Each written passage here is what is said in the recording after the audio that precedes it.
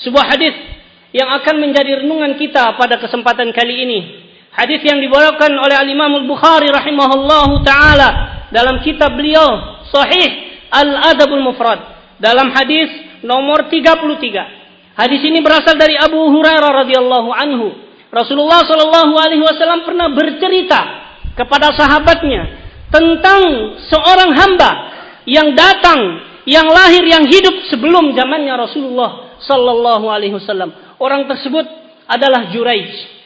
Rasulullah sallallahu alaihi wasallam mengatakan, "Ma takallama mauludun minan nasi fil mahdi illa Isa bin Maryam wa sahibu Juraij."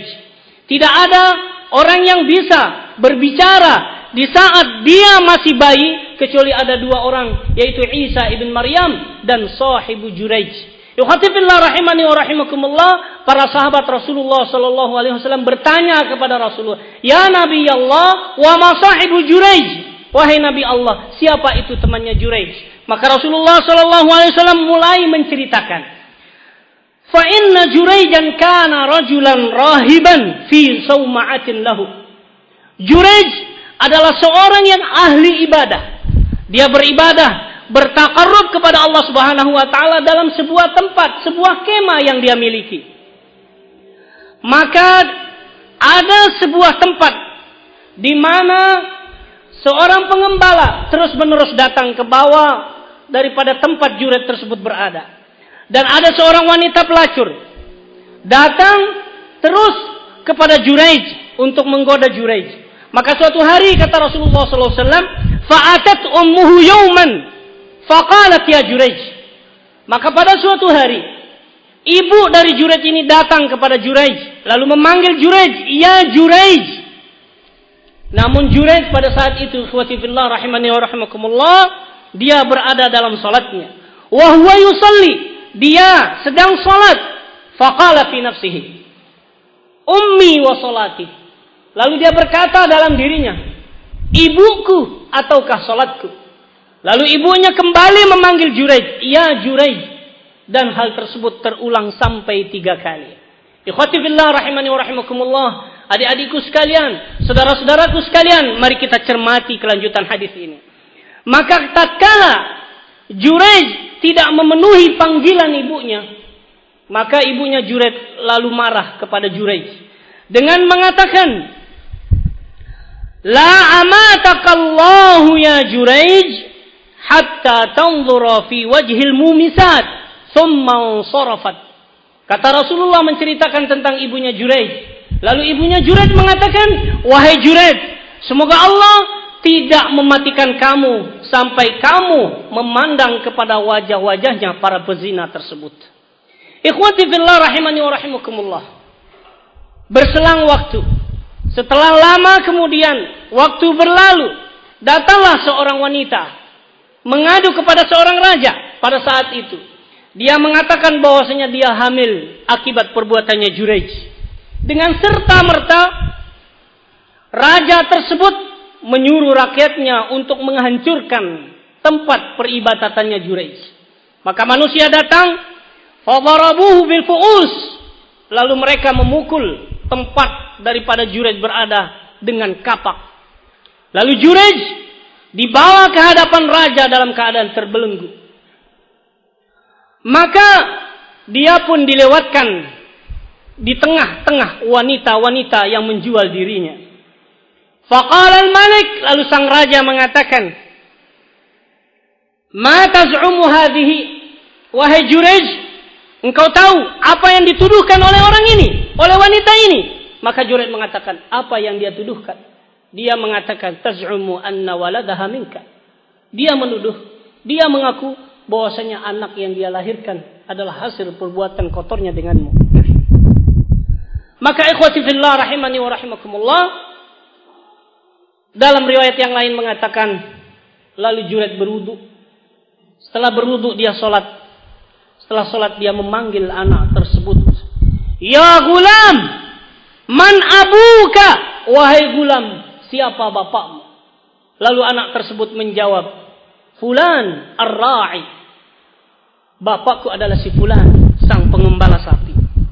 Maka raja tersebut menawarkan kepada Juraij, anaj'alu sawma'ataka min dhahab? Apakah akan kami kembalikan lagi tempat ibadahmu itu dengan emas? Qala la. Dia mengatakan tidak. Min fiddah, dari perak? Qala la. Akan tetapi rudduha kama kanat, akan tetapi kembalikan dia seperti semula. Ikhwati fillah rahimani wa rahimakumullah. Lalu sang raja bertanya kepada Juraij. Faqala faman ladzi tabassamta? Wahai Juraij, apa yang menyebabkan engkau tersenyum tatkala melewati wanita-wanita tersebut? Qala amran araftuhu. Suatu perkara yang aku kenal, suatu perkara yang aku ingat. Adrakatni da'watu ummi thumma akhbarahu. Kata Juraij, aku telah tertimpa daripada doa ibuku. Lalu Juraij menceritakan hal tersebut kepada mereka, kepada raja dan kepada rakyatnya. Ikhwati fillah rahimani wa rahimakumullah. Mari kita cermati satu persatu faedah yang ada dalam hadis ini. Rasulullah SAW menceritakan kepada kita pada kalimat pertama, tidak ada orang yang bisa berbicara tatkala dia masih kecil, tatkala masih bayi, kecuali dua orang, yaitu Isa ibn Maryam dan saudaranya Juraij atau anak kecil yang hidup di zamannya Juraij. Dalam hadis yang lain mengatakan ada 3 anak, yaitu salah satunya adalah dalam cerita Al-Ukhdud, Sahibul Ukhdud. Ikhwati fillah rahimani wa rahimakumullah. Yang kedua, faedah yang ada dalam hadis ini, bahwasanya ketika seorang itu memiliki keimanan yang kuat, lihatlah Juraij, dia ahli dalam ibadah. Namun Allah Subhanahu wa taala telah menetapkan lewat lisan Rasulullah sallallahu alaihi wasallam. Rasulullah mengatakan, "Yubtalar rajulu bihasbi dinihi." Seorang itu akan diuji sesuai dengan kadar agama yang dia miliki. In kana fi dinihi salabah istadda bala'uh. Kalau seorang tersebut memiliki iman yang kuat, iman yang kokoh, maka Allah tambah lagi level daripada ujiannya. Oleh karena itu, ikhwati fillah rahimani wa rahimakumullah, dalam hadis yang lain Rasulullah SAW mengingatkan kepada kita semua bahwasanya orang-orang yang besar ujiannya adalah para nabi, para rasul, dan orang-orang yang mengikuti mereka dengan baik. Kita melihat Nabi Ayyub alaihi salam, bagaimana Allah menguji Nabi Ayyub alaihi salam. Beliau hidup berpuluh-puluh tahun dalam kenikmatan dari Allah Subhanahu wa taala. Sampai dalam tafsir menyebutkan Ayyub alaihi salam mendapatkan nikmat dari Allah berupa kebun, berupa anak-anak yang soleh selama 70 tahun. Ketika istrinya bertanya, "Ya Ayyub, ila mata nahnu fi hadhil hal?" Faqala, "Kam matta'na Allah Ta'ala." Ayyub ditanya oleh istrinya, "Wahai Nabi Allah, sampai kapan kita harus menerima musibah ini dari Allah? Wa anta nabiyullah, sementara engkau adalah Nabi Allah."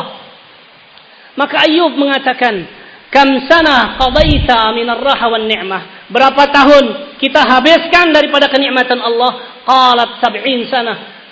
Istri mengatakan 70 tahun. Idzan nantahi fi 70 sana. Kalau begitu, kita lewati dulu 70 tahun.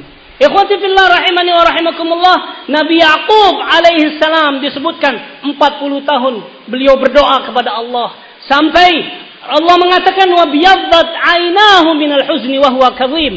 Kata Allah, Nabi Ayyub alaihissalam sampai putih biji matanya karena menahan amarahnya, bersedih, mengeluh kepada Allah Subhanahu wa taala ingin berjumpa dengan Nabi Yusuf alaihissalam. Sampai 40 tahun.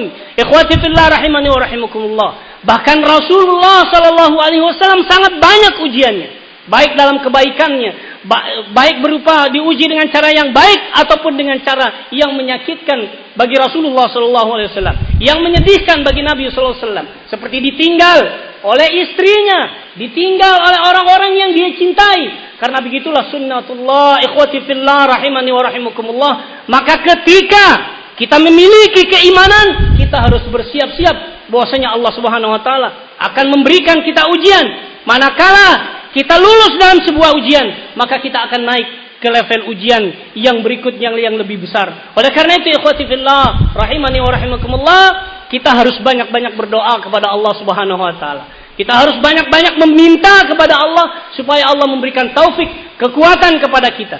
Karena ikhwati fillah rahimani wa rahimakumullah, ingat kata Allah Subhanahu wa taala, Ujian bukan hanya sekedar Allah memberikan kita musibah berupa kekurangan, berupa hilangnya harta benda, nyawa. Bahkan Allah menguji kita dengan harta benda. Wa nabluukum bil khairi wasyarri fitnah. Kami akan uji kalian dengan kebaikan, dengan kejelekan. Itu fitnah buat kalian. Oleh karena itu Nabi Sulaiman alaihissalam, tatkala beliau melihat jin bekerja untuk beliau menghasilkan perhiasan yang luar biasa. Hadza min fadli rabbi liyabluwani aashkuru am akfur. Ini adalah keutamaan yang Allah berikan kepadaku. Apakah aku akan berkufur kepada Allah atau bersyukur? Ikhwati fillah rahimani wa rahimakumullah. Kalau seandainya Allah menguji kita dengan musibah, kita mungkin cepat untuk kembali kepada Allah Subhanahu wa taala. Bagaimana jika Allah menguji kita dengan harta benda, dengan kekayaan? Kita tidak tahu bahwasanya itu adalah ujian dari Allah Subhanahu wa taala. Maka tatkala harta benda tersebut membuat kita jauh dari Allah Subhanahu wa taala, maka ini adalah bencana yang datang kepada kita. Ikhwati fillah rahimani wa rahimakumullah. Faedah yang berikutnya dari hadis ini adalah pentingnya kita untuk taat kepada kedua orang tuaku. Adik-adik semuanya, mari kita perhatikan hadis ini. Jangan sampai di antara kita ada yang memiliki ayah, yang memiliki ibu. Rasulullah SAW mengingatkan, celaka orang yang mendapati kedua orang tuanya atau salah satunya, namun tidak menyebabkan dia untuk masuk ke dalam surganya Allah Subhanahu wa taala. Ikhwati fillah rahimani wa rahimakumullah. Adik-adikku yang aku cintai, yang terdengar masih durhaka kepada orang tuanya. Subhanallah, masih terdengar berita seorang anak membentak ibunya. Wallahi, Rasulullah sallallahu alaihi wasallam mengatakan, bukaul walidaini minal uquq. Menangisnya orang tua termasuk perbuatan durhaka. Ikhwati fillah rahimani wa rahimakumullah. Rasulullah sallallahu alaihi wasallam mengingatkan, ma min dambin ajdaru ayyu'ajjala lahu al-uqubah ma'a ma yudakharu lahu min al-baghi wa qati'atir rahim. Rasulullah mengatakan tidak ada dosa yang lebih cepat untuk pantas diiqab oleh Allah Subhanahu wa taala dengan segera kecuali karena berbuat zalim atau uquq atau durhaka kepada orang tua atau memutuskan silaturahmi. Ikhwati fillah rahimani wa rahimakumullah. Rasulullah SAW mengingatkan kita ada 3 doa orang yang mustajab doanya kata Rasulullah SAW. Yang pertama da'watul mazlum, yang kedua wa da'watul musafir, yang ketiga wa da'watul walidaini ala waladihima. Adik-adikku sekalian, perhatikanlah hadis ini. Hadis yang sangat mulia mengingatkan kepada kita semua untuk harus bersemangat untuk taat kepada kedua orang tua. Rasulullah mengatakan ada 3 doa yang mustajab, la syakka fihinna, tidak ada keraguan padanya. Yang Rasulullah mengatakan, pertama adalah doanya orang yang dizalimi, yang kedua adalah doanya orang yang sedang bersafar, yang ketiga adalah doanya kedua orang tua atas anak-anaknya. Wallahu a'lam bishawab.